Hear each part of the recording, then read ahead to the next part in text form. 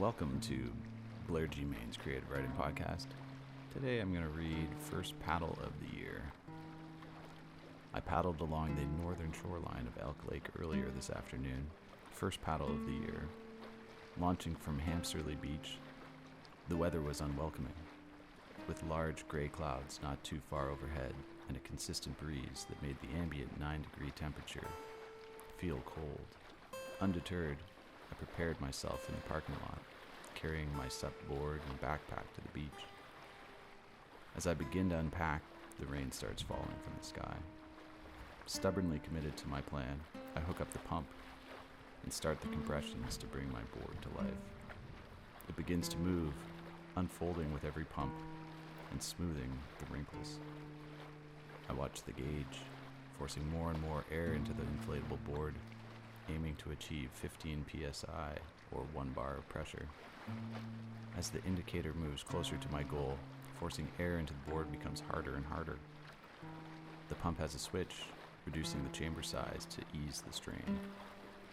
I succeed. My core temperature has increased with the effort.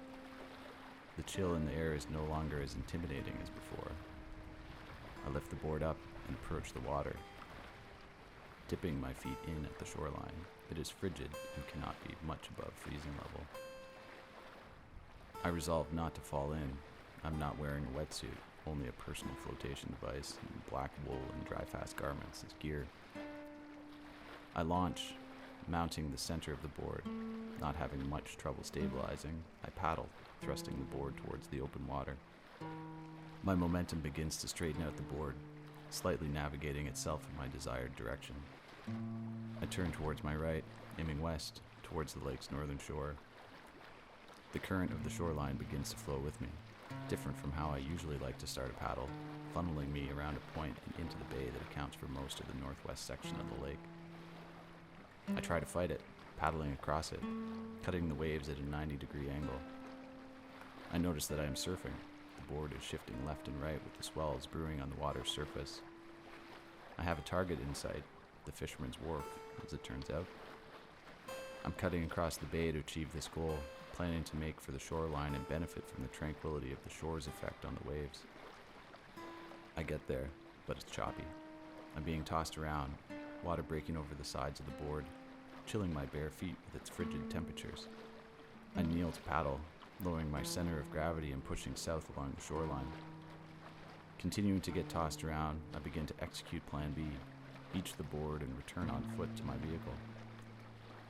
If paddling in Algonquin has taught me anything, there is salvation in one's ability to get off the water when the weather changes. This isn't an Algonquin-style portage, but the lake is surrounded by a 10-kilometer hiking trail, the perfect escape route.